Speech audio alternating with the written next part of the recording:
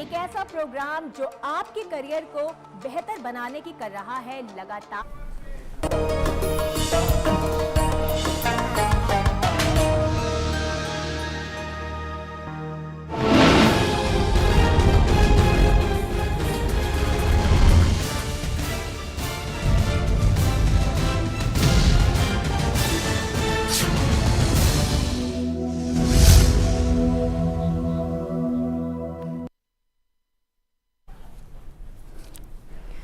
आदाब, मैं मीनाक्षी शौरान हाजिर हूँ हिंदुस्तान की सोशो इकोनॉमिक और एनवायरमेंटल इश्यूज़ पर ख़ास प्रोग्राम लेकर। ये है इंडिया। हमारी आज की पेशकश में आज बात आर्टिफिशियल इंटेलिजेंस और मेंटल हेल्थ में भारत की जो मेंटल हेल्थ की सिचुएशन है उसके बारे में बात करेंगे। जी हाँ, प्राइम मिनिस्टर नरेंद्र मोदी की लीडरशिप में भारत आर्टिफिशियल इंटेलिजेंस में एक रिमार्केबल ट्रांसफॉर्मेशन के दौर से गुजर रहा है। भारत की हिस्ट्री में पहली बार सरकार आर्टिफिशियल इकोसिस्टम को शेप देने की कोशिश कर रही है, जहां कंप्यूटिंग की ताकत, जीपीयूज और रिसर्च की opportunity affordable cost per accessible बनाया जा रहा है। लेकिन हमें नहीं भूलना चाहिए कि तेज रफ्तार टेक्नोलॉजिकल एडवांसमेंट की तरक्की में मेंटल हेल्थ पर दोनों तरह के इम्पैक्ट देखे जा रहे हैं।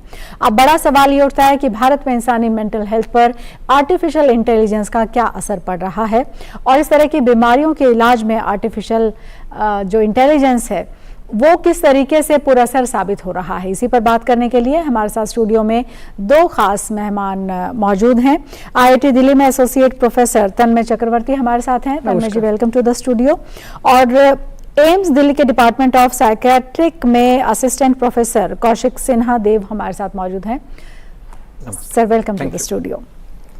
पहला सवाल भी मैं प्रोफेसर कौशिक आप ही से जानना चाहती हूँ। एक तो क्योंकि हम आर्टिफिशियल इंटेलिजेंस क्या है इसके बारे में तो काफ़ी बात हमारे ही इस शो के दौरान भी कर चुके हैं, लेकिन हमारे लिए इम्पॉर्टेंट ये भी है कि हम जानते हैं कि जब भी किसी एडवांसमेंट की बात करते हैं, हम गैजेट्स की बात करते हैं, हम जीवन को आसान बनाने की जब बात करते हैं तो उसके इम्पैक्ट्स जो हैं वो दूसरे तरह से भी देखे जाते हैं।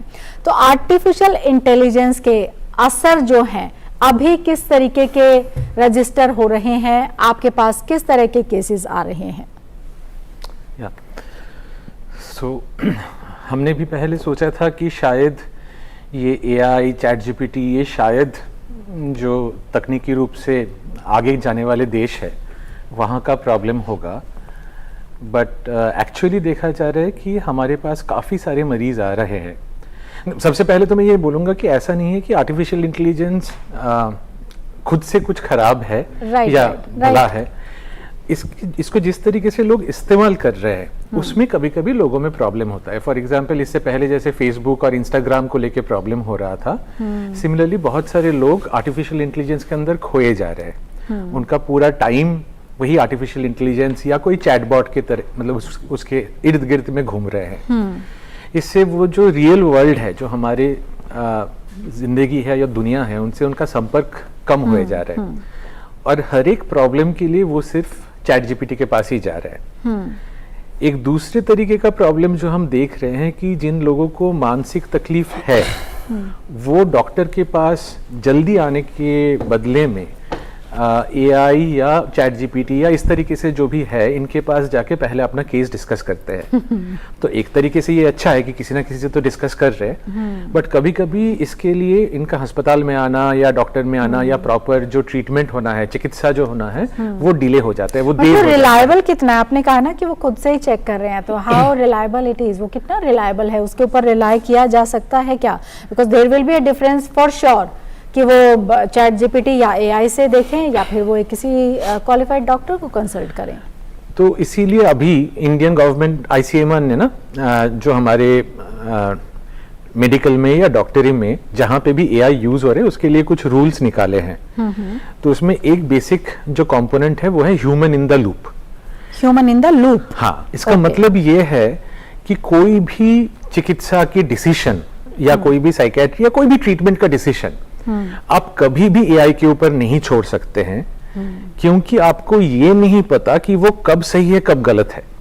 तो वो डॉक्टर तन्मय मेरे हिसाब से और अच्छे बोल पाएंगे, लेकिन अगर 80% ऑफ टाइम या 90% ऑफ टाइम, 90% भी वो ठीक हो, उससे ज्यादा हमें डर इस बात की है अगर 1% टाइम भी वो गलत बोले उसमें किसी का जान जा सकता है। तो इट इज नॉट 80% अब बेहतर हो गया या 90% बेहतर हो गया है। वी हैव टू प्रोटेक्ट, हमें लोगों की स्वास्थ्य को, हमारे लिए, मेरे लिए मानसिक स्वास्थ्य को प्रोटेक्ट करना है 100% ऑफ द टाइम। तो वहीं पे उसका खतरा है जो सिर्फ परसेंटेज में बोल के समझाया जाना थोड़ा मुश्किल है। जी जी जी। तो हम तन्मय जी से ही जानते हैं। तन्मय जी, आप ही बताइए हमको कि एक तो देखिए एआई में तो वही सब होगा ना जो हमारी तरफ से कुछ उसको इंफॉर्मेशन फीड किया जाएगा, तो क्या डॉक्टर्स के पास वाकई इतना समय है कि वो बैठकर फीड कर रहे हैं, या देयर आर अदर पीपल जो कि इस काम को कर रहे हैं, उसके ऊपर हम कितना बैंक कर सकते हैं, वो कितना भरोसेमंद है? तो कुल मिलाकर जो एक कियोटिक सी सिचुएशन है आर्टिफिशियल इंटेलिजेंस को लेकर, उसके प्रोज एंड कॉन्स को लेकर, तो मैं चाहती हूँ कि ब्रीफली आप हमारे व्यूअर्स को थोड़ा क्लैरिफाई पहले कर दें। श्योर। सो देखिए, मतलब जितने सारे रिसेंट आर्टिफिशियल इंटेलिजेंस सिस्टम्स हैं, including chat GPT, Gemini, all this models, so ये सब मॉडल्स कैसे सीखते हैं पहले हम लोगों को सोचना पड़ेगा, राइट? तो कैसे सीखते हैं? तो हम लोग डेटा कलेक्ट करते हैं फ्रॉम इंटरनेट। सो इंटरनेट से, जैसे open AI, Google, Facebook, Meta, उन लोग क्या करते हैं, इंटरनेट से सारे डेटा स्क्रैप करते हैं, डाउनलोड करते हैं और वो डेटा फीड करते हैं मॉडल्स को। और मॉडल क्या करते हैं, जैसे हम लोग बुक्स पढ़ते हैं ना, वैसे ही मॉडल्स क्या करते हैं, वो डेटा को पढ़ते हैं, पढ़ते पढ़ते सीखते हैं। जैसे हम लोग भी बुक्स पढ़ के सीखते हैं, वैसे ही डेटा पढ़ के मॉडल सीखते हैं। तो मॉडल के जितने नॉलेज है, वो जो भी डेटा हम लोग फीड किए हैं मॉडल को, उसके ऊपर ही डिपेंडेंट है, right? But the problem is, जिस तरीके से ह्यूमन ब्रेन और हम लोग जैसे सीखते हैं, राइट, जैसे सीखते हैं, हमारे अदर सेंसरी ऑर्गन्स है, अदर मोडालिटीज है, मॉडल्स के पास उतना कुछ नहीं है। मॉडल के पास सिर्फ जो डेटा फीड किया उधर से सीखेगा।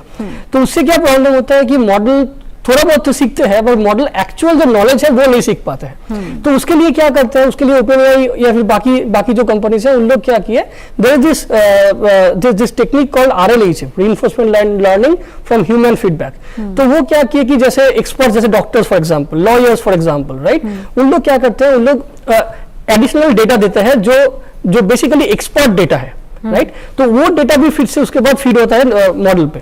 तो मॉडल का थोड़ा इंटेलिजेंस और भी बेहतर होता है जब वो एक्सपर्ट डेटा मॉडल के पास आते हैं। तो ऐसे धीरे धीरे करके उसकी इंटेलिजेंस धीरे धीरे बढ़ते हैं। इसकी श्योरिटी है कि इंटेलिजेंस बढ़ता है, क्योस या किसी तरह का कंफ्यूजन नहीं होता? राइट, कंफ्यूजन भी होगा डेफिनेटली, क्योंकि आपको ये समझना होगा कि इंटरनेट में जो भी डेटा है, बहुत सारे ऐसे डेटा है जो ऑथेंटिक डेटा नहीं है, बहुत सारे ऐसे डेटा है जो कॉन्फ्लिक्टिंग है, right? Conflicting opinion, conflicting treatment, right? So model भी वहाँ पे कंफ्यूज होता है। सो मॉडल जब कंफ्यूज होगा, मॉडल हेलुसिनेट करेंगे, मॉडल ऐसे रिस्पॉन्स प्रोड्यूस करेंगे जो शायद medical, specifically for medical sector, right, उसमें शायद वो उतना इफेक्टिव होगा नहीं। तो जैसे डॉक्टर कौशिक ने बोला, हर टाइम हम लोग सेंसिटिव एरियाज में, जैसे मेडिकल में हम लोग बोलते हैं कि चैट जीपीटी यूज कर सकते हो, but human in the loop होना चाहिए, कोई एक्सपर्ट होना चाहिए जो आउटपुट, जो मॉडल जो प्रोड्यूस कर रहा है उसको वेट करे, वेटिंग होगा, उसके बाद जो मॉडल। सो इसीलिए मैं ये मेरा पर्सनल ओपिनियन है कि जो जनरेटिव एआई मॉडल्स है, रिसेंट एआई मॉडल्स है, these models are for experts, not for non-experts. Okay, experts can use those models to make the whole thing effective and efficient. Professor Kaushik, मेरी इस बात से शायद इत्तेफाक रखेंगे कि हमारे देश में तो हम दवाइयाँ भी पूछ कर नहीं लेते हैं। बहुत जेनरिक दवाइयाँ ऐसी हैं, हम तो किसी से बात ही नहीं करते हैं, डॉक्टर के पास कौन जाए, कौन दिखाए।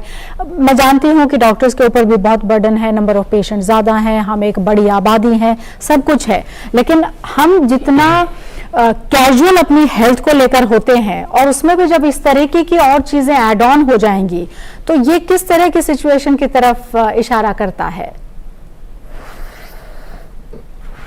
देखिए, एक हिसाब से सोचे तो इंडिया हमेशा ही कैओटिक था, हमेशा ही कैओटिक रहेगा, लेकिन उसके अंदर भी देयर इज अ ब्यूटी। मतलब ये जो हम कैओस बोलते हैं ना, ये कुछ हद तक हमारे पास ऑल्टरनेट ऑप्शन नहीं था, इसलिए लोग इसको आजमाते थे जी।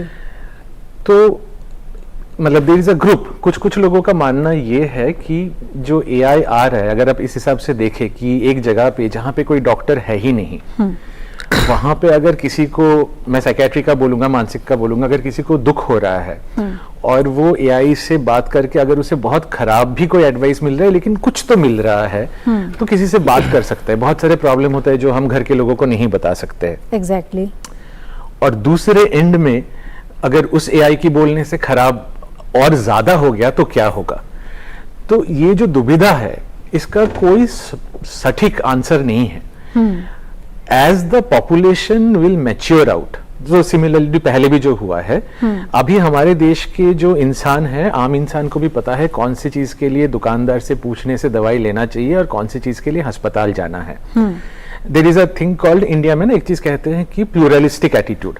हम जो बीमारी होते हैं उसको बहुत सारे हिस्सों में बांट देते हैं. कुछ चीज के लिए हम भगवान के पास जाएंगे, कुछ चीज के लिए हम दरगाह में जाएंगे, किसी के लिए हम डॉक्टर के पास जाएंगे, और उसी बीमारी का एक हिस्से के लिए हम आयुर्वेदिक के पास भी जाएंगे. एग्जैक्टली. एंड हम साइमल्टेनियसली अपने माइंड में ये सारे जो various types of thought process है इसको इकट्ठा करके रख सकते हैं. Agreed.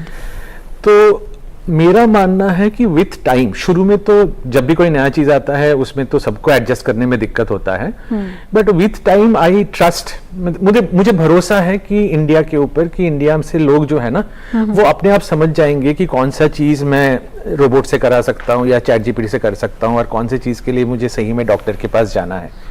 In a ideal world I completely agree, मैं डॉक्टर तन्मय से सहमत हूं कि चैट जीपीटी या एलएलएम या लामा जो भी हो, ये सारी चीजें एक्सपर्ट के लिए अच्छे हैं.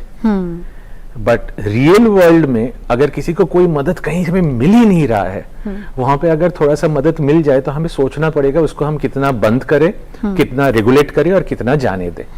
ये एडमिनिस्ट्रेटिव एंड रेगुलेटरी डिसीजंस के ऊपर होंगे. ओके. तो Tanmay ji, it is all about education, right. और क्योंकि हम एजुकेशन की बात करते हैं तो इसमें हम इनकलकेट कर सकते हैं, हमारा जो आज का यूथ है, आज का जो स्टूडेंट है, उसको हम न सिर्फ ये बता सकते हैं कि हमको इसका बेटर यूज कैसे करना है, रादर हम ये भी बता सकते हैं कि what to feed, when to feed, what to give them, ताकि कि जो बाकी लोगों को, रेस्ट ऑफ द पीपल जो है, जो कि इस फील्ड में नहीं है, उनको एक बेटर अपॉर्चुनिटी की तरह भी देख सके और जो उनको एग्जैक्टली चाहिए है वो वहां से उनको मिल सके. या एग्जैक्टली. आई मीन आपको शायद पता होगा कि आई मीन बहुत सारी यूनिवर्सिटीज में चैट जीपीटी यूज के ऊपर एजुकेशन स्टार्ट हुआ है, राइट. कि कैसे प्रॉम्प्ट लिखना है, किस तरीके का प्रॉम्प्ट को रिलाई कर सकते हो, किस तरीके का प्रॉम्प्ट को किस तरीके से आउटपुट को आप रिलाई करोगे, किस तरीके का आउटपुट को रिलाई नहीं करोगे, राइट. और एट द सेम टाइम ये जो बड़े बड़े कंपनीज है जो ये chat GPT kind of models बनाते हैं ना, उन लोग भी they also started designing something called guard right, safety model, guard rail, कि ऐसे आउटपुट मैं प्रोड्यूस नहीं करूंगा जो आउटपुट आई मीन जो वैसे खतरनाक हो, जैसे कोई सुसाइड करे उस आउटपुट के वजह से, या फिर किसी को हत्या करे, किसी को मर्डर करे, सुसाइड करे, ये सब करे. तो I think normal users as well as developers जो डेवलप करते हैं, जो यूज करते हैं, both producer and consumer, I mean both should be aware of the pros and cons of this models. तो अभी तो कंज्यूमर्स और यूजर्स शायद ज्यादा हैं, जो प्रोड्यूसर्स हैं वो लेसर हैं संख्या में. तो प्रोड्यूसर्स बढ़ाना कितना जरूरी है? और आपने जिक्र किया कि कुछ यूनिवर्सिटीज या कुछ इंस्टीट्यूशंस ऐसे हैं जो इस तरफ बढ़ावा दे रहे हैं, तो क्यों ना फिर इससे मैंडेटरी जैसा किया जाए, क्योंकि आर्टिफिशियल इंटेलिजेंस हम ये जानते हैं कि फ्यूचर है, तो राइट फ्यूचर होना चाहिए, उसके लिए हम क्या कर सकते हैं? बिल्कुल. आई मीन मैंडेटरी तो डेफिनेटली करना चाहिए. मतलब हमको लगता है कि सबको सीखना चाहिए किस तरीके से generative AI, chat GPT models को यूज किया जाए. शायद इन्हें बहुत लोगों को पता होगा कि आजकल कोड लिखने के लिए, सॉफ्टवेयर इंजीनियरिंग में कोड लिखने के लिए लोग बोल रहे हैं कि हमको कोडर नहीं चाहिए, हमको ऐसे लोग चाहिए जो चैट जीपीटी यूज करना जाने, जिससे कोड वो कर सके, राइट. सो ये सबको सीखना चाहिए, across disciplines, across domain, across universities, across countries, ये सबको सीखना चाहिए. वो तो नजर आ रहा है रिसर्च से लेकर और सब जगह पर इसका काफी ज्यादा यूसेज है, लेकिन कितना राइटली किया जा रहा है और कितना उसमें किस तरह का कंटेंट देखा जा रहा है या नहीं, दैट इज डिबेटेबल. लेकिन आपसे जो मैं सर कौशिक जी जानना चाहती हूँ वो ये कि हमारे पास ब्लू रेज और स्क्रीन का ज्यादा देखना, उस तरह के भी बहुत सारे कुछ डिजीजेस कह लीजिए या मेंटल, क्योंकि एक तरह का आपका एंगेजमेंट अलग तरीके का हो गया है, क्योंकि आप उस विभाग से जुड़े हैं, उस डिपार्टमेंट से जुड़े हैं, इसलिए भी मैं आपसे जानना चाहती हूँ कि अगर हम अपना दिमाग इस्तेमाल नहीं करेंगे, हम रिलाय करेंगे किसी तरह के मॉडल पर और उसी को हम अडेप्ट कर लेंगे, इजी है, एक्सेसिबल है, लेकिन वो ह्यूमन ब्रेन के लिए कैसा है? MIT और मतलब काफ़ी सारे स्टडीज़ आना शुरू हुआ है जहाँ पे उन्होंने दिखाया है कि एक तो टर्म बनाए हैं कॉग्निटिव डेप्थ, जैसे कि मैंने मेरा दिमाग और मेरा जो चिंता शक्ति है मैंने उधार में दे दिया तो मेरे ऊपर उसका कर्जा हो गया। दूसरा एक इंग्लिश टर्म आया है कॉग्निटिव फैट। वो बात घूम फिर के जो आप बता रहे हैं वही है कि अगर मैं अपना दिमाग इस्तेमाल नहीं करूंगा तो क्या होगा। तो इसके सारा मतलब इसके बेस पे जो है वो ये है कि जब कोई बच्चा मानिए कि वो अंग्रेजी सीख रहा है या कहीं पे राइटिंग सीख रहा है, तो शुरू में उसका राइटिंग खराब होगा, वो धीरे धीरे जितने बार मिस्टेक करेगा धीरे धीरे उसका राइटिंग अच्छा होगा, लैंग्वेज अच्छा होता जाएगा। ऑब्वियसली। या जो स्टूडेंट मेडिकल पढ़ रहा है, इंजीनियरिंग जो भी पढ़ रहा है, वो 10 बार गलती करेगा, लेकिन वो जो हर बार एक गलती होता है उसमें ब्रेन के सर्किट्स बदलते हैं और उनमें आपको पता है कि ये गलती अगली बार नहीं करना है। Humans are the only animal who would commit a mistake twice, but उसको छोड़ के जनरली आपको पता चल जाता है। चैट जीपीटी या एलएलएम का यूज करने से ये पाथवेज नहीं बन रहे जहां पे मैं धीरे धीरे अपने आप को इंप्रूव करूं। इजी आंसर्स मिल रहे हैं, लेकिन वो जो स्ट्रगल फॉर सॉल्यूशन था, जो हमारे थॉट प्रोसेस को वृद्धि करता है, जो हमें वाइड सोचने के लिए और आउट ऑफ द बॉक्स सोचने में मजबूर करता है, वो वाला चीज कम हो रहा है। That is what other people are saying. So सारे एलएलएम की ना अभी कुछ कुछ टीचिंग वर्जन आ रहा है जहां पे जो लोग प्रोड्यूस कर रहे हैं, जो लोग बना रहे हैं, वो वही गार्ड रेल में वो कह रहे हैं कि नहीं, हम आपको सीधे आंसर नहीं देंगे अगर स्टूडेंट के लिए यूज कर रहे हैं तो हम आपको हिंट्स देते जाएंगे ताकि उस हिंट से आप दिशा में जाओ।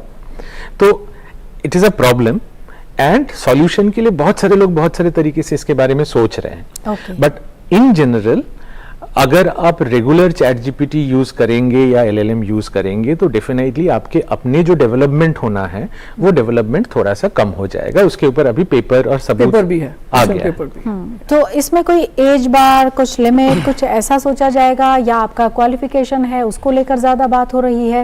मतलब उसको हम कैसे करें, क्योंकि आजकल हम देख रहे हैं कि आपका जो स्कूल का स्टूडेंट है वो भी उसको इस्तेमाल कर रहा है। रादर सिंपल एप्लीकेशन लिखने के लिए, आपसे क्लियर लिखने के लिए भी आप सोचते हैं कि कोई और ही लिखकर आपको दे दे, एज इट इज पैराग्राफ आए और आप उसको पेस्ट करें और आप उसको आगे फॉरवर्ड कर दें। So this is something which I think is alarming, क्योंकि आपने कहा कि other people are thinking on that. Psychiatrist, psychologist वो सब नहीं सोच रहे हैं इसके ऊपर? नहीं, डेफिनेटली सोच रहे हैं। गाइडलाइंस आने शुरू हुए हैं, हम लोग स्टडीज भी एक्चुअली कर रहे हैं। आप जैसे जो बोल रहे हो वो मेंटल हेल्थ एस्पेक्ट बोल रहे हो, नॉर्मल लोगों में जो हो रहा है। नॉर्मल लोगों के लिए even WHO world health organization जो है उनमें up to a certain age guideline है कि बच्चों को कितना देर तक स्क्रीन एक्सपोजर होना चाहिए। चाहे वो AI वाला हो, चाहे वो सोशल मीडिया वाले हो, बिकॉज सारी चीजों में हमारा अपना सोचने का शक्ति या हमारा जो कल्पना शक्ति होता है, इमेजिनेशन जो होता है बच्चों में, वो कम हो जाता है। So there are definite guidelines कि कितने साल के नीचे बच्चों को देना ही नहीं चाहिए, कोई भी स्क्रीन टाइम होना नहीं चाहिए और कैसे होना चाहिए। हम जो देख रहे हैं स्पेसिफिकली, जैसे हमारे में एक बीमारी होता है साइकोसिस, उसमें इंसान को लगता है कि कोई मेरे खिलाफ है, कोई साजिश चल रहा है, कोई मुझे मारना चाहता है। अब जब वो कोई LLM से, कोई AI से बात कर रहा है तो LLM उसी के जो थॉट है उसको कह रहे कि नहीं बात ये सही हो सकता है। तो rather than bringing him into reality, हमारे पास स्पेसिफिक केसेस आ रहे हैं जहां पे लोग आके कह रहे हैं कि नहीं, मेरे पीछे जैसे कोई जासूसी कर रहा है और देखो मैंने चैट जीपीटी से पूछा, चैट जीपीटी भी कह रहे हैं कि हाँ आपके पीछे जासूसी कर रहे हैं। तो ये जो LLM का जो एक टेंडेंसी है कि आप जो भी बोलेंगे उसमें वो आपको सपोर्ट करेंगे, वो हमेशा आपके मानसिक स्थिति के फॉर्म में ना भी हो सकता है।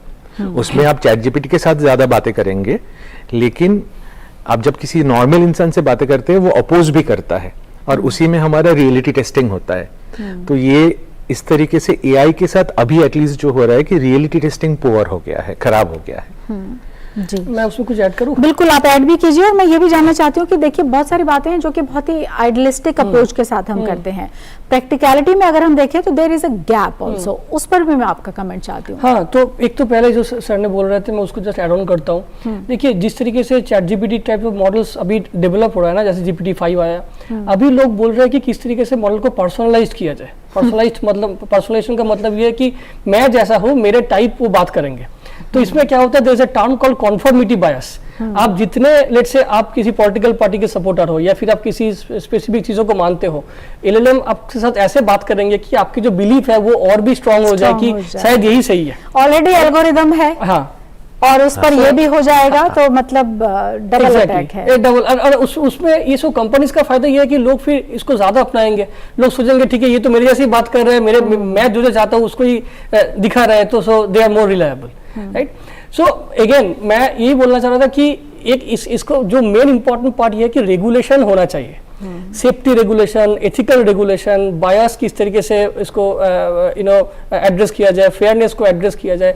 जब तक रेगुलेशन नहीं होगा, जब तक ये फ्री सबको दिया जाएगी, लेकिन जैसे बांट रहे हैं, राइट, लोग रैम्पेंट इसको यूज कर रहे हैं विदाउट अंडरस्टैंडिंग कि इसका इफेक्ट क्या होगा। रेगुलेशन को लेकर आपके क्या सजेशंस हैं? क्योंकि ये तो हम जानते हैं, जैसे एज का एक फैक्टर, जैसा सर ने जिक्र किया कि इस एज तक इतना करें और इतना ना करें, वो सब चीज़ें तो बहुत सारी हैं, अभी भी हमें मालूम है, रूल्स एंड रेगुलेशंस हमारे पास हैं, उसमें हमारे अमेंडमेंट्स होते रहते हैं, everything is in return, but हम जानते हैं कि उसको हम प्रैक्टिकलिटी में फॉलो कितना करते हैं। तो इसके रेगुलेशंस तो और ज़्यादा, मुझे लगता है कि जो भी नॉर्म्स बने वो और ज़्यादा सख्त तो अगर ना भी कहें तो उनकी मॉनिटरिंग अच्छे से होना चाहिए। तो फिर कैसे होगा वो? क्या सजेशंस है आपके उसको लेकर? देखिए, मैं ऐसा नहीं, एआई साइंटिस्ट, ये थोड़ा मुश्किल है मेरे लिए बोलना है। बेसिकली जो रूल्स रेगुलेशन बनाता है वो शायद बोल पाएंगे। नहीं, आपके सुझाव तो हो सकते हैं। हाँ, डेफिनेटली मैं आपको ये बोलना चाहता हूँ कि देखिए, जब ये रेगुलेशन बनता है, ये फ्रॉम वेरियस एंगल्स बनता है। एक तो गवर्नमेंट को रेगुलेशन लेके आए, राइट, लेट्स से अगर कोई इसको अगर यूनिवर्सिटी में डिप्लॉय करोगे तो यूनिवर्सिटी को रेगुलेशन लेके आए। जैसे आईआईटी दिल्ली ने रेगुलेशन लेके आया कि use of ChatGPT for let's say exam, for teaching, right, मतलब पूरा प्रोहिबिट भी नहीं करना चाहिए कि नहीं यूज करो, मत यूज करो। अब जितना प्रोहिबिट करोगे उतना ज्यादा लोग यूज करेंगे, तो प्रॉपर रेगुलेशन होना चाहिए। तो फ्रॉम एआई पर्सपेक्टिव, मतलब मैं मानता हूँ कि अभी ये बहुत ही इनिशियल स्टेज में है, इसको थोड़ा और ग्रो कराना चाहिए, right. So there is this term called artificial general intelligence, AGI, right. तो एक्चुअली जो ये सब LLM ChatGPT बनाता है, उसको लगता है कि ये जो लैंग्वेज मॉडल है, LLM है, they actually mimic human brain, right. तो मतलब वो तो है नहीं, राइट, क्योंकि लिमिटेशंस बहुत कुछ है। राइट। तो me as AI researcher, as AI scientist, मेरे को समहाउ लगता है कि रेगुलेशंस होना चाहिए on one hand, on the other hand थोड़ा सा फ्री और भी करना चाहिए, so that the model improves over time, evolves over time, and लोग जिस तरीके से यूज कर रहे हैं, यूजेज पैटर्न देख के रेगुलेशन को डिटरमाइन करना चाहिए। ऐसे नहीं कि ब्लैंकेट, नहीं ये करना चाहिए तो उसको बंद कर दो, ये नहीं करना चाहिए तो उसको बंद कर दो, ऐसा नहीं करना चाहिए। पैटर्न देख के रेगुलेशन लेके आना चाहिए। ओके, तो प्रोफेसर कौशिक सिन्हा जी, क्योंकि आपके पास आपने कहा कि कुछ पेशेंट्स आते हैं, उसमें इज देयर एनी एज बार, क्योंकि इस तरह की न्यूनेस वाली जो चीज़ें होती हैं उसको हम देखते हैं कि जो यूथ है वो जल्दी अडेप्ट करता है, वो जल्दी एक्सेस भी करता है, और उसको भी एक्सेसिबिलिटी है इन सब चीज़ों की। एक सर्टेन एज ग्रुप के बाद शायद या तो हिच होता है या फिर समझ कम होती है, वो नहीं करते हैं। लेकिन क्या एआई के केस में भी ऐसा है? क्योंकि अदरवाइज तो जो सोशल मीडिया है उसमें तो there is no age such as limit, उसको सब लोग धड़ल्ले से यूज कर रहे हैं। एआई में कुछ स्पेसिफिकेशंस हैं इस सब को लेकर? जैसे आपने बताया, वेरी सिमिलर, जैसे 2005 में जब सोशल मीडिया पहले आया था, तो उस टाइम की जो स्टडीज है ना, उसमें मजेदार बात यह है कि first generation of social media user जो थे वो टीन्स एंड एडोलेसेंट थे, और उनके पेरेंट्स जो है उनको सोशल मीडिया के बारे में कुछ भी पता नहीं था। तो उस टाइम पे जो टीन्स यूज कर रहे थे, their parents did not know how to control their social media usages, क्योंकि उन्होंने जिंदगी में कभी यूज नहीं किया था। एग्जैक्टली। एंड उसी टाइम पे सोशल मीडिया की प्रॉब्लम बहुत ज्यादा बढ़ने लगे। फिर जब ये जनरेशन बड़ा हुआ इन 2010, 2015, और जब इनके बच्चे हुए और बाकी नेक्स्ट जनरेशन आया, तब तक even without government regulation every parent new कि बच्चे को सोशल मीडिया कितना देना चाहिए, कितना डेंजरस है। So that is kind of a inbuilt progress that happens as the society get exposed to anything new. Car चलाने वाले बात है कि शुरू में अगर मतलब इफ द पेरेंट नोज कि कार कितने खतरनाक है, तो वो बिल्कुल बच्चे को चलाने नहीं देंगे जब तक ना उसके पास कोई प्रॉपर एज हो। एआई में अभी भी वही है कि एआई 20-25 से नीचे तो बहुत ही ज्यादा यूज है, क्योंकि वो लोग अपने एकेडमिक्स के लिए डेली यूज कर रहे हैं। एग्जैक्टली। बट एआई का जो डिफरेंट है सोशल मीडिया से, एआई का penetration in older age group is far higher, क्योंकि वो बिना टेक्नोलॉजी, जो टेक्नोलॉजिकल बैरियर है जिसको हम डिजिटल लिटरेसी कहते हैं, उसको क्रॉस करके इट जस्ट टॉक्स, वो बातें करता है। हम काफी ज्यादा 40-50 ईयर ओल्ड एजेड पब्लिक मतलब पेशेंट्स देख रहे हैं, या हमारे जो सब्जेक्ट्स है वो देख रहे हैं, जो लोग एआई यूज करते हैं, उनको बाकी सारे सोशल मीडिया उतना पता नहीं, लेकिन वो एआई यूज कर लेते हैं, उनके साथ बात कर लेते हैं और उनके बातों पे भरोसा ज्यादा करते हैं। तो बिकॉज दे फील, मतलब उनको लगता है कि इसके ऊपर they are simple in that way कि अगर बोल रहे तो ये सच्चाई होगा। So we are seeing this which is different than social media. Social media पहले जब आया था तब प्राइमरीली बच्चों में ही था, एडोलेसेंट एंड यंग एडल्ट्स में था। हाँ, उस तरह की क्रेडिबिलिटी वाला संकट तो नहीं है, क्योंकि ये तो है कि हाँ, क्योंकि किसी मीडियम के थ्रू आ रहा है तो उसके ऊपर वो रिलाय तो करते हैं। I totally agree. लेकिन एक चीज और भी मैं आप ही से इसमें एडिशनल जानना चाहती हूँ कि क्योंकि आपने ह्यूमन इन लूप की बात की ना, तो ये ह्यूमन इन लूप आपने दूसरे तरीके से कहा, लेकिन अदरवाइज जो ह्यूमन के साथ में कनेक्ट है, जो बातचीत है, क्या उनके ऊपर भी आने वाले वक्त में असर पड़ सकता है? क्योंकि मैं एक एग्जांपल से अगर मैं आपसे समझना चाहूँ और आप हमारे व्यूवर्स को फिर एक्सप्लेन कर पाएं कि जैसे कोविड में लोगों ने मास्क लगाया, और ये जो जेनजी जिसको हम कहते हैं, because they were in mask, और इन्होंने ये उस टाइम पर 11th-12th इस तरह की क्लासेस में जो थे, इनका सोशल जो एक्सेस है वो ऑलमोस्ट जीरो था। उसके बाद जब ये पब्लिक डोमेन में आए, लोगों से इंटरेक्ट करना वाज डिफिकल्ट फॉर देम। तो इसी तरह के भी क्या कुछ और इंडिकेशंस मिल रहे हैं कि अगर हम चैट जीपीटी और एआई को ज्यादा यूज करेंगे तो जो ह्यूमन कनेक्ट की हम बात करते हैं, क्या उसके ऊपर भी कोई इम्पैक्ट होगा? हाँ जी, अभी एक अंग्रेजी मूवी भी आया था, हर करके, बहुत ही सुंदर मूवी है वो, जो मतलब जो स्टडीज है, पर्टिकुलरली जो लोग एंथ्रोपोलॉजी और सोशियोलॉजी में स्टडीज करते हैं ना, उन्होंने दिखाया है कि जब ये सोशल मीडिया नहीं था, फेसबुक या ट्विटर इस तरीके से जो नहीं था, आप तब देखिए कि जब कोई बच्चे होते थे वो मोहल्ले में या पार्क में खेलने जाते थे, एक दिन लड़ाई झगड़ा हो गया, अगले दिन वो फिर से वही दोस्त के पास जाएगा, 3 दिन चुप रहेगा, फिर उसके बाद उन दोनों में मतलब वो समझौता हो जाएगा और then they will be a team again. उसके बाद जब हम सोशल लाइफ में इंटरेक्ट करते थे लोगों के साथ, हमें पता था कि ये रिलेशनशिप कभी भी परफेक्ट नहीं होगा, और हम हमेशा वो इम्परफेक्शन की बीच में we used to find commonalities कि जो मेरा है, जो मेरा अपना है, इस तरीके से। जब सोशल मीडिया आया तब लोगों ने देखा, सोशियोलॉजिस्ट ने देखा कि बिहेवियर में ये चेंज आ रहा है कि ऑनलाइन जब भी किसी से किसी का झगड़ा होता है वो ऑफ हो जाता है, आपने अनफ्रेंड कर दिया। तो ये बच्चे जब बड़े होके रियल लाइफ रिलेशनशिप में जा रहे थे, इनका ब्रेकअप ज्यादा हो रहे थे, because they would simply ghost और they would simply switch off कि मुझे इनसे बात नहीं करना है। तो वो जो ऑपोजिशन हर एक रिलेशनशिप में होगा और उसके बियॉन्ड जाके you will start having the true relationship where you see the other person and accept that, वो वाला पार्ट कम होने लगा। अभी जो है, अगर आप देखें कोई भी LLM, कोई भी AI, तो बहुत सारे AI गर्लफ्रेंड्स भी बने हैं, AI लोनलीनेस कंपेनियन भी बने हैं। AI becomes a perfect partner. जब आपको चाहिए वो है, आप उनसे जो भी बात करना चाहते हैं वो जवाब देंगे, जैसे ही आपका जरूरत खत्म हो गया वो चला जाएगा।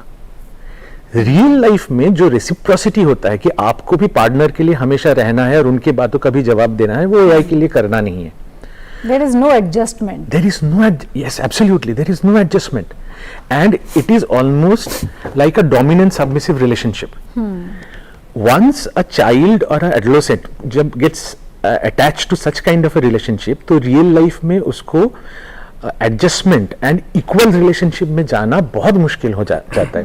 And people are actually working on that. It's my way और हाईवे वाला जो बात है कि मुझे जब चाहिए आप हो, बाकी टाइम पे यू कैन गो अहेड, मतलब आप अपनी जिंदगी जियो, मेरे पास ना हो। So these kind of relationship problems are happening and loneliness is fact of modern life now. Okay, so Professor Tanmay Chakraborty ji, this is something which we can say कि है कुछ चीज़ें, लेकिन हमें उसके बारे में अवेयर रहने की ज़रूरत है। और वैसा ही एक्ट और रिएक्ट करने की ज़रूरत है जैसी कि सिचुएशन है। तो हमने पढ़ाई लिखाई की भी बात की कि कहीं कहीं पर इसको इनकलकेट किया जा रहा है, आपके सिलेबस का उसको पार्ट बनाया जा रहा है, लेकिन जो लोग अभी इंस्टीट्यूशंस में नहीं जाएंगे, जो लोग किसी स्कूल, कॉलेज, यूनिवर्सिटी का हिस्सा नहीं है, अगर वो भी लर्न करना चाहते हैं because this is so in thing, तो उनके लिए क्या ऑप्शंस हैं, वो क्या करें? मतलब चैट जीपीटी यूज को लर्न करना चाहिए, यूज को लर्न करना चाहें, उसके बेनिफिट्स के बारे में अगर वो जानकारी चाहें और अगर वो उसमें इंडल्ज करना चाहें, उसको सीख कर उसको अपनाना चाहें। ओके, सो बहुत सारे ऑनलाइन कोर्सेस है पब्लिकली अवेलेबल। यूट्यूब में बहुत सारे कोर्सेस है, जैसे मैं खुद रिकॉर्ड करता हूँ एक कोर्स किस तरीके से LLM बना है, किस तरीके से LLM को यूज़ करना चाहिए, एक्सेट्रा एक्सेट्रा।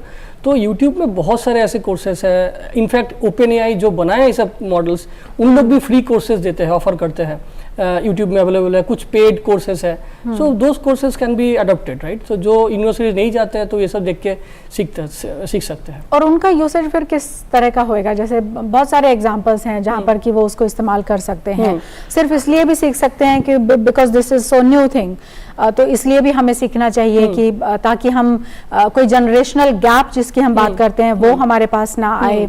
तो उसमें कुछ टूल्स एंड टेक्निक्स ऐसी हैं या कुछ ऐसे स्पेसिफिक चीज़ें हैं जो कि आप हमारे व्यूअर्स को बता पाएं कि वो उनको बेनिफिट करेंगे? आई मीन फ्री कोर्सेस, देखिए दो एस्पेक्ट है, एक तो टेक्निक को सीखना, एक है उसको एडॉप्ट करना। मतलब लेट्स से अगर आपको कुछ प्रोजेक्ट कर रहे हो, कुछ टूल खुद से बनाना चाहते हो, तो हैंड्स ऑन एक्सपीरियंस कैसे होना चाहिए, वहाँ पे कोडिंग सिखाना इम्पॉर्टेंट है। और एक है कि टेक्नोलॉजी किस तरह से बना है, उसके पीछे थ्योरी क्या है वो सीखना, राइट। तो बहुत सारे ऐसे कोर्सेस हैं, जैसे यूडेमी के कोर्स है, फिर कोर्सेरा के कोर्स है, हमारे इंडिया में NPTEL के कोर्स है। ऐसे बहुत सारे कोर्सेस हैं जहाँ पे थ्योरी सिखाया जाता है कि किस तरीके से ये सब मॉडल कैसे बिल्ड हुआ, उसके पीछे थ्योरी क्या है, वो थ्योरी सिखाया जाते हैं। बहुत सारे ऐसे कोर्सेस हैं जहाँ पे हैंड्स ऑन सिखाया जाता है कि आपको पाइथन सीखना पड़ेगा, राइट। आपको बेसिकली पाइथन सीखना पड़ेगा, एडवांस जो टूल्स है, टेंसरफ्लो, पाइटॉर्च, ये सब सीखना पड़ेगा। ये सब सीख के किस तरीके से मॉडल आप बना सकते हो वो सब सिखाते हैं। कैसे ऐप बना सकते हो, कैसे ये सब मॉडल यूज़ करके स्पेशलाइज्ड मॉडल बना सकते हो, जैसे हेल्थ केयर के लिए, बैंकिंग के लिए, लीगल के लिए कैसे बना सकते हो, उसका कोचिंग होता है। कुछ जगह पे मतलब 1 हफ्ते का, 2 हफ्ते का ऐसे ऑनलाइन ऑफलाइन कोचिंग भी होता है। फ्लिप क्लासरूम होता है। तो ठीक है, और हमें सिर्फ यूसेज के लिए चाहिए है। yes. और मान लीजिए कि आप कुछ इसमें ऐड करना चाहते हैं, छोटा सा, ओके। जो आपने बताया ना, सवाल जो पूछे थे कि क्या कर सकते हैं, एज अ मतलब चिकित्सक या डॉक्टर होने के नाते हमें जो लगता है, इंडियन गवर्नमेंट अभी जो AI फॉर ऑल वाला संकल्प लिए हैं या जो इंडिया AI कर रहे हैं, वो अच्छा है इसलिए कि हमें ना इंडियन ऑप्शंस चाहिए। भले ही वो जो बाहर के ऑप्शन है उनसे at this point of time 10 कदम पीछे हो, लेकिन हमें वो पहला कदम वाला ऑप्शन चाहिए। वो इसलिए कि अगर हम लोग अभी से नहीं करेंगे, कुछ ही दिन में जो ये इंटरनेशनल मल्टीनेशनल ऑर्गेनाइजेशंस है, वो लोग सॉल्यूशन लेके आ जाएंगे। एंड अगर हमारे पूरे देश को 10 रुपए में डॉक्टर्स मिलने लग जाए, शुरू में it will be like any foreign organization coming in ना। तो शुरू में जो हमारे इंडियन स्टार्टअप्स है जो छोटे छोटे ऐसे चीजें बना रहे, they will go away, but उसके बाद the services will not remain as cheap. तो for that if opening up of AI happens, तो जैसे डॉक्टर तन्मय बता रहे थे, ऐसे बच्चों के लिए AI टीच करने के लिए भी छोटे छोटे बहुत सारे सुंदर सुंदर एप्स हैं जो लोगों ने बनाए हुए हैं, बट वो प्रोमिनेंस में कभी नहीं आते हैं। वो हमने भी देखे हैं, बट वो प्रोमिनेंस में नहीं आते हैं बिकॉज वो इंडियन है, छोटे हैं, उतना पॉलिश नहीं है। But I feel that should be done. Okay okay, very good. एक चीज और जो मैं आपसे जानना चाहती हूँ, एक तो एज ग्रुप की हमने बात की थी कि कोई पर्टिकुलर एज ग्रुप है क्या जिसमें हम इसको कह सकते हैं कि इस एज ग्रुप के लोग ज़्यादा यूज़ कर रहे हैं या ज़्यादा सीख रहे हैं। एक जेंडर को लेकर भी मैं बात करना चाहती हूँ, क्योंकि ब्रेन तो जो ह्यूमन ब्रेन है उसको टर्म भी ह्यूमन ब्रेन ही दी जाती है, बट स्टिल क्योंकि हमारी सोसाइटल जो सेटअप है उसको कह लीजिए, अपब्रिंगिंग है, कंडीशनिंग है, देर आर सर्टेन थिंग्स जो कि बहुत न्यूट्रलाइज अगर हम कर भी लें सिस्टम को तो भी देर आर सम डिफरेंसेस। तो क्या इसमें भी किसी तरह का कोई डिफरेंस आप देखते हैं? नंबर ऑफ केसेस जो आपके पास आते हैं उसमें? एक्चुअली ये ना बहुत ही इंटरेस्टिंग सवाल है। इन जनरल इंडिया में मेंटल इलनेस, सारे मेंटल इलनेस के लिए डिप्रेशन जैसे महिलाओं में ज़्यादा कॉमन होते हैं। लेकिन अगर आप अस्पताल की अनुसंधान देखेंगे कि नंबर ऑफ पीपल जो अस्पताल में आ रहे हैं वहाँ पे मेल ज़्यादा आते हैं। मैं इसलिए कह रहा हूँ ये इंटरेस्टिंग है कि एक्चुअल AI यूज़ में मेल फीमेल का जो डिफरेंस है उसके ऊपर स्टडी मतलब मेरे नॉलेज में तो नहीं है, एटलीस्ट इंडियन कॉन्टेक्स्ट में तो नहीं है। अभी हम लोग एक स्टडी जनरली कर रहे हैं कि लोग चैट जीपीटी या AI को किस तरीके से यूज करते हैं और उनसे क्या क्या सवाल पूछते हैं, जो मैंने पहले बताया था कि कौन सा इलनेस रिलेटेड, कौन सा तकलीफ के लिए वो चैट जीपीटी के पास जाएंगे और कौन सा तकलीफ के लिए डॉक्टर के पास जाएंगे। बट ये I can not answer your question now कि मतलब theoretically I can say that because हमारे देश में फीमेल के सोशल सपोर्ट दूसरे तरीके से होते हैं और वो शायद शादी के बाद उनको नहीं मिलता है या डिस्ट्रेस ज्यादा होता है, there is more chance possible है कि महिलाएं ज्यादा इस तरीके से एजेंट यूज करेंगे। इसलिए भी पूछ रही हूँ क्योंकि हमारा जो फैमिली सिस्टम है वो बहुत ही कमेंडेबल है, उससे अच्छा कुछ भी नहीं है, because there is a support. लेकिन उसी में कुछ लूपहोल्स भी कभी कभी आते हैं और हम ये भी जानते हैं कि जिसका आपने जिक्र भी किया कि pre marriage, post marriage, there are some things, a few things which are different, जैसे ईव टीजिंग है या और इस तरह की बहुत सारी चीजें हैं उस सब को लेकर। क्योंकि अगर हम उसकी बात नहीं करते हैं और अगर हम आर्टिफिशियल इंटेलिजेंस का सहारा लेते हैं और किसी से उसी तरह से बात करते हैं, लोनलीनेस वैसे भी बहुत ज़्यादा हो रहा है। There are certain things in the society जिसको लेकर हम बात कर सकते हैं। एंड बीइंग अ साइकियाट्रिस्ट आप और ज़्यादा बेहतर तरीके से बता सकते हैं। जेंडर को लेकर सिर्फ उतना ही सवाल था, वो सब है या नहीं है, और है तो कैसे है, और नहीं है तो फिर नहीं, डेफिनेटली है। एक्चुअली डॉक्टर तन्मय का ही एक मेंस्ट्रुअल लामा करके एक छोटा सा प्रोग्राम है, बिकॉज बहुत सारी जगह पे महिलाएं अपने मेंस्ट्रुएशन के बारे में भी लोगों से बात नहीं कर पाते हैं। तो देयर आइडिया वाज कि अगर वो कोई चैटबॉट से भी बात करे, I think doctor Tanmay will say more on this, but इस तरीके से जैसे आप बता रहे हैं ना, इंटीमेट पार्टनर वायलेंस या जैसे इन फैमिली जो एट्रोसिटीज होते हैं, जो सप्रेशन होते हैं, उसके लिए लोग बात करते हैं। वी हैव मतलब हमारे पास क्या होता है, हमारे पास केसेस आते हैं, तो हम केसेस में बहुत सारी इस तरीके से बातें सुनते हैं कि ये बात के लिए जो मैं और किसी से कह नहीं सकता हूं, मैंने AI को पूछा और AI ने बोला कि ऐसे करो और ये मुझे अच्छा लगा। सो हमारे पास केसेस आ रहे हैं, लेकिन उसका अगर आप मुझे कोई संख्यान देने के लिए बोले, कोई स्टैटिस्टिक्स देने के लिए बोले, वो मुश्किल है अभी। But it is a good area to look into. Obviously, क्योंकि हम एक न्यूट्रल फिगर तो ढूंढते ही हैं जिसको हम बता सकें, जो हमें जज ना करे। लेकिन अगर वो काम AI करता है तो ऑब्वियसली पीपल विल गो वहीं पर जाएंगे, उसके अलावा तो कोई उपाय नहीं है। तन्मय जी आप उसमें ऐड ऑन कीजिए और जो जिसका जिक्र सर ने किया वो भी बताइए। मैं एक्चुअली वही बोलना चाह रहा था कि हम लोग एक साल पहले एक टूल बनाना स्टार्ट किए थे, उसको हम लोग बोलते हैं कि टूल का नाम है ईशा। तो टूल क्या करते हैं, tool is basically a chat GPT kind of tool, right, जिसमें रीजनल लैंग्वेज में आप बात कर सकते हो मॉडल के साथ, जैसे बंगाली में, हिंदी में, उर्दू में पूछ सकते हो मॉडल को।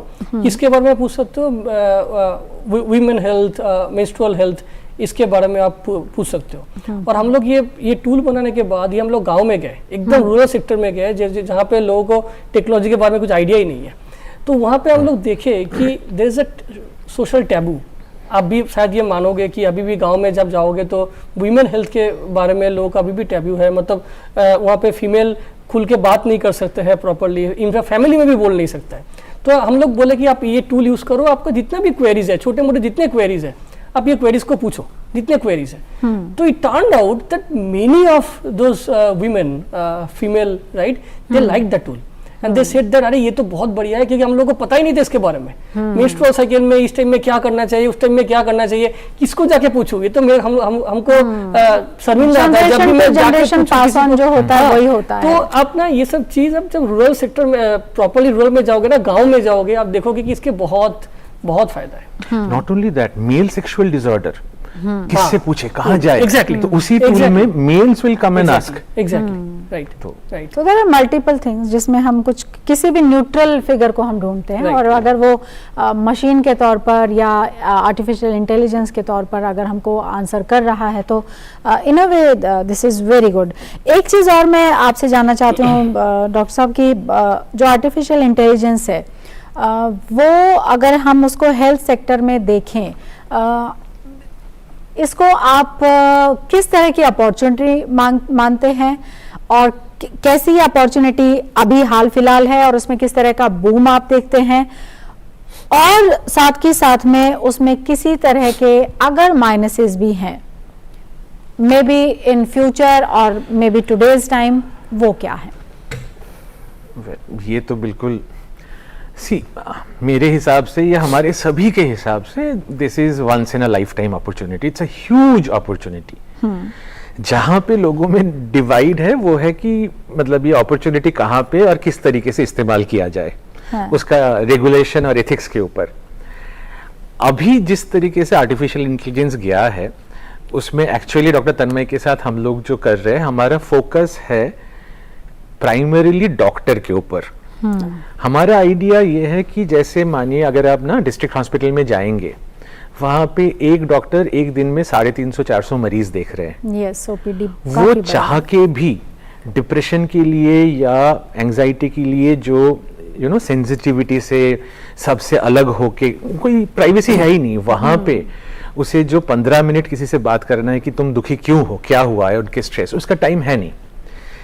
ऐसे इंसान को, ऐसे डॉक्टर को अगर हम कोई टूल बना के दे पाए जहां पे मरीज घर में उसी चैटबॉट से बात कर ले अकेले में, और वो चीज एआई के जरिए बिल्कुल उनके लिए छोटा सा एक हिस्ट्री होके आ जाए, और उसके बेसिस पे वो रेलिवेंट सवाल पूछ ले, तो जो 15 मिनट का काम है या जो आधा घंटे का काम है उसको अगर हम 10 मिनट में भी कॉम्प्रेस कर पाए। एक तो जैसे आपने बताया कि न्यूट्रल पर्सन को बोलना आसान होता है, तो मरीज अपने मन की दुख बता दिया और उसके बाद एआई ने डॉक्टर को उसका छोटा समरी दे दिया। तो इस तरीके से हम लोग अपने बीच में डिस्कस करके क्या क्या चीजें हैं एक डॉक्टर की लाइफ में जो आप एआई को या एलएलएम को बाईपास कर सकते, बाईपास, हाँ। सो टास्क शिफ्ट क्या कर सकते हो और टास्क शेयर क्या कर सकते हो। तो प्राइमरली जो हमारा कोलैबोरेटिव काम चल रहा है, we are now focusing on that कि ऑटोमेटिकली हिस्ट्री लिख जाए, ऑटोमेटिकली टेस्ट का हो जाए, उस तरीके से। But we can see a future जहां पे ये सिस्टम और भी मोर एंड मोर पावरफुल होंगे, तो डॉक्टर के जो यूज है, डॉक्टर की जो सुपरविजन है, उसको हम और कम कर सकते हैं। Right now we don't feel, but जैसे मतलब there are so many organizations and there are so many apps now जो they are taking that dangerous step. वहां पे जाके हमारे आइडियोलॉजी में थोड़ा सा डिफरेंस हो जाता है कि ये स्टेप क्या अभी लेने के लिए हम उस पोजीशन में हैं। वहां पे जाके थोड़ा सा इशू है, बट इवन वी फील कि for doctors and for a country जहां पे गांव में और सेकेंडरी शहर में जो भी डॉक्टर है, ऐसा नहीं है कि डॉक्टर नहीं है, जो भी डॉक्टर है उसके ऊपर इतना लोड है, वो कुछ नहीं कर सकता है। वहां पे इट कैन वर्क अमेजिंग। तो प्रॉब्लम तो किसी तरह का नहीं है, या कोई प्रॉब्लम भी आप इसमें देखते हैं? Although we are working on it, और आप सब लोग मिलकर भी जो काम कर रहे हैं, and there are multiple people जो इसमें कर रहे हैं काम, और I am sure fruitful result की तरफ भी हम बढ़ेंगे, लेकिन still is there any problem in it? देखिए, मैं और एक जो स्टैटिस्टिक्स जस्ट ऐड करना चाह रहा था, उसके बाद मैं प्रॉब्लम ब्रीफ में बोलता हूँ। सो अगर इंडिया का स्टैटिस्टिक्स देखिए कि 100,000 पेशेंट है, उसके हिसाब से 0.75 डॉक्टर्स है मेंटल हेल्थ, राइट? तो अगर इस स्टैटिस्टिक्स अगर लेके जाओ तो हम लोगों को और भी डॉक्टर्स चाहिए, पर डॉक्टर के पास टाइम भी नहीं है, क्योंकि एक साथ आप कितने पेशेंट को अटेंड करोगे। तो और एक जो बेनिफिट है ये मॉडर्न एआई के, कि मॉडर्न एआई सिस्टम डॉक्टर्स को भी सिखा सकता है। जैसे लेट्स से एक एमबीबीएस डॉक्टर है जिसको साइकियाट्री के बारे में कुछ आइडिया नहीं है, तो we can actually train a new AI system which will teach the MBBS doctor how to treat a mental health patient. MBBS वाले के ऊपर भी उतना ही प्रेशर है, वो तो है ही, बट वही मैं आपको बोल रहा था कि ये this can also be used in a different way. Population जिसको हम स्ट्रेंथ कहते हैं, कई बार वो एक तरह से इस तरह से हो जाता है कि because we are a big nation और हमारे पास बहुत बड़ी आबादी है और सबके पास पहुंचना और सबके लिए करना is difficult, sometimes very difficult, but still बहुत बहुत शुक्रिया डॉक्टर साहब आप आए। तन्मय जी आपका भी बहुत बहुत शुक्रिया और आई एम श्योर आपको ये शो अच्छा लगा होगा। कैसा लगा आपको ये हमारा प्रोग्राम, आप अपनी राय हम तक ज़रूर शेयर करें। हमारा ईमेल का पता हम आपको बता देते हैं, इसके लिए हमारा ईमेल आईडी है hoppd@gmail.com। इसी के साथ हमारी पूरी टीम को इजाज़त दीजिए, आदाब।